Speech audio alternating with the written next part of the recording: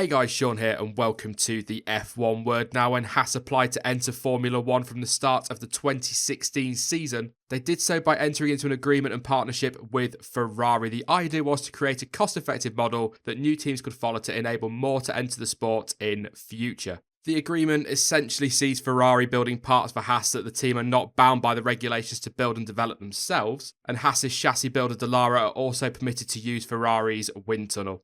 So when this partnership was first created, it did initially cause a mix of both praise and controversy at the time, with some private teams, I guess you could say, voicing concerns by the amount of investment they themselves have put into their cars and teams over the years versus that Haas have put into theirs, and potentially even the amount of power it gives to larger teams and manufacturers. Obviously, they didn't want a series of, A teams and B teams, effectively, like a grid full of Red Bulls and Toro Rossos. But following an impressive pre-season in 2018 and the pace they displayed in Australia, questions are once again being asked about the Haas-Ferrari partnership.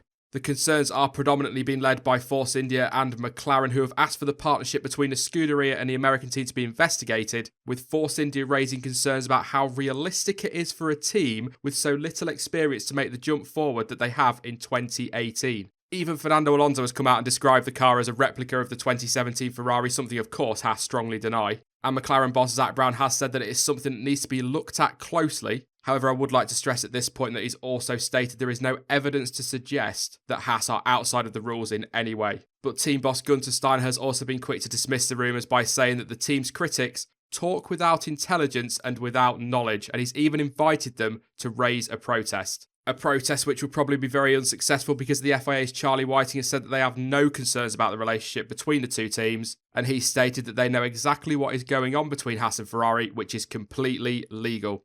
Very briefly then, the F1 sporting regulations strictly forbid information on parts that teams are supposed to produce themselves being passed on or received by any other team.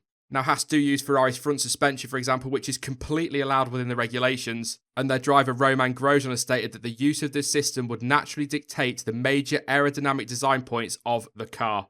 So there appear to be two main points to this. The teams are concerned by how similar the 2018 Haas looks to the 2017 Ferrari, it really does. But also there are questions raised as to how a team with the smallest workforce in F1 can build such a competitive car. Now, first off, it is nothing new in Formula 1 for a team to look at another car and copy parts from it. And as Romain Grosjean has effectively said there, it is a no-brainer that the Haas uses similar or identical aero parts as the 2017 Ferrari because they use the same suspension as Ferrari. And so the airflow around the car is dictated by that front suspension. So that makes sense. But in terms of personnel, surely it's not about how many staff you have, it's about how efficiently the team uses them. When the car was launched in the winter, there were a lot of experts referring to the car as simple yet efficient. And perhaps part of that is a phrasing that could also stretch to how efficiently Haas have allocated their staff over the winter. And let's not forget as well, it seems to have been forgotten that the team did abandon development on their 2017 car a lot earlier than is usually expected to focus on 2018. So this early pace really shouldn't be that much of a surprise. I mean, look back to, let's say, 2009. Look at Red Bull, Toyota, and I guess to some extent Brawn. All three of those teams shifted focus to 2009 very early in 2008. Of course, Brawn would have been Honda back then. And all of that paid off hugely. Now, obviously that was mainly down to the rules reset, but still, focusing development early on a new car will more often than not give you a good return. That has been proven to us throughout F1 history. Curiously though, there wasn't really a huge fuss made about all of this time last year. As far as I'm aware, there was one team that raised some concerns, but the FIA dismissed that after they found nothing of concern on the cars. I can understand the concern that some teams are having, particularly Force India. They don't have a huge budget to develop and appear to be struggling for pace at the moment. They arrive in Australia, they see Haas doing well, they're a long way off them, so that is going to set alarm bells ringing. So I can understand that concern. But all of this still reeks of teams going on the attack because they can't seem to explain their own poor performances. Sticking with Force India for a second, they're where they are because they didn't take their 2018 car to testing, so they've turned up to the first race of the season on the back foot. That's not Haas's fault, that's Force India's fault.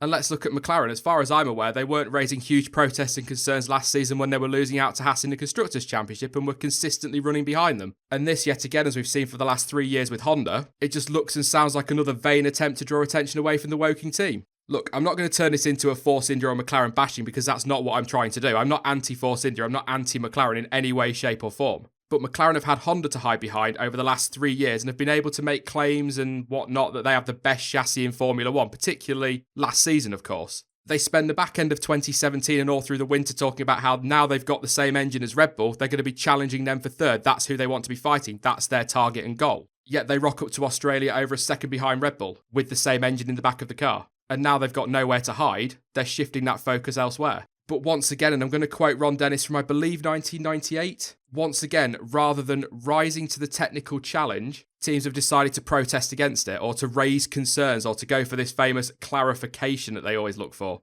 Obviously, this is nothing new in Formula One. It happens all the time. But again, it is not Haas's fault as to where Force India are, just like it isn't Haas's fault that McLaren are where they are. The only ones to blame for their performance are Force India and McLaren. But how about, and this is just a thought, how about Force India, McLaren, other teams focus on their own inabilities and their own failings and attempt to solve them rather than worrying about what others are doing? Raising these concerns does look bad on Force India, but you could argue that it looks even worse on McLaren. Force India haven't got the budget. They haven't got a huge team around them. I mean, it's big, but not huge. But McLaren, they've got a superior budget to many of the teams around them, including Haas. They've got the infrastructure, the personnel, and the experience around them to develop, yet despite telling us for the last 2 years they've got the best chassis, they appear to have forgotten how to build the best chassis. And I would assume unintentionally, with their driver stating that Haas is basically a replica of the 2017 Ferrari, they're effectively saying we can't build a better chassis than a year-old Ferrari. That is a PR nightmare. And I'm trying not to bash McLaren too much because that's not my intention in this video. I want to see McLaren, just like so many do, back at the front of the grid, fighting with Red Bull, fighting for championships. It's where they should be.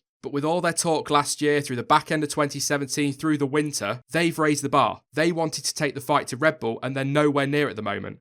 And don't get me wrong, if they rock up to Bahrain next weekend and are right in that fight with Red Bull, I'll be the first to lavish the praise all over them because they'll deserve it. But right now, they're just trying to shift the focus away from what was a disappointing weekend in Australia. Yeah, okay, 5th place, great. 9th place for Van Dorn, fantastic, double points finish. But without the 2 Haas retirements and therefore without the virtual safety car and without Max Verstappen's problems, Alonso would have been 8th. They were well off the pace of Haas, as were Force India, and were well off the pace of Red Bull. They are the facts. Look, I don't believe there is anything fishy at all going on at Haas. I really don't. If there were, the FIA, despite their own inabilities and failings, would have discovered it by now following the concerns that were raised when Haas initially entered the sport and the questions from one team that were asked last year. But I want to end on this. How about, instead of pointing the finger at Haas, that team get the recognition they deserve for developing a good car for 2018, and also the recognition they deserve for helping to pave the way for new teams to enter Formula One in a more cost-effective manner. As F1 fans, we are always talking about how we want more cars on the grid, and with the way cost is at the moment, there's just no way anybody wants to enter the sport, particularly not privateer teams. You saw what happened to HRT, to Caterham, to Manor. They can't survive. Yet when Haas entered the sport in 2016, they showed that it can be done in a way for teams to survive, and they need the credit for that, as well as building a good 2018 car.